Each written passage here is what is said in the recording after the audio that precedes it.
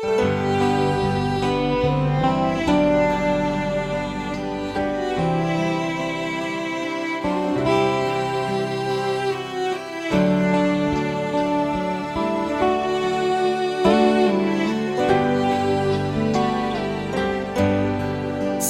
muốn lép côn thằng van son hà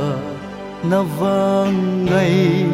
à nay cây đi dầu đắp nỗi mu sẽ tuôn tô lung lên na cái phong gì sa vang kha khô cái trôi in sim u leng in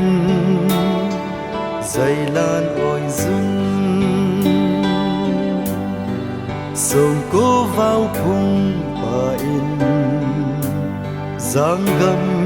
sẽ ngã chan sông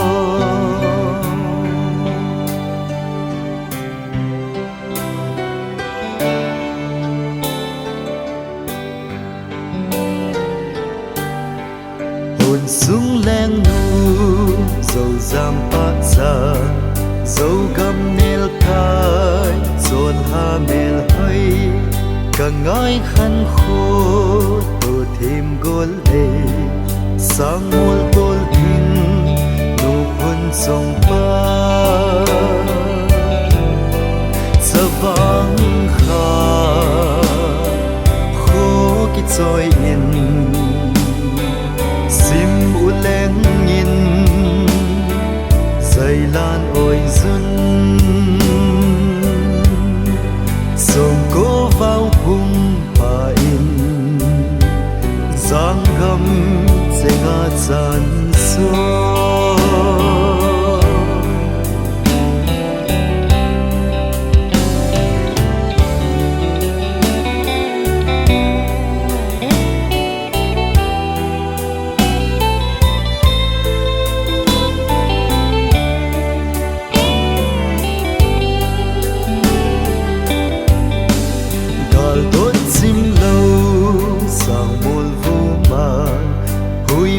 ca mau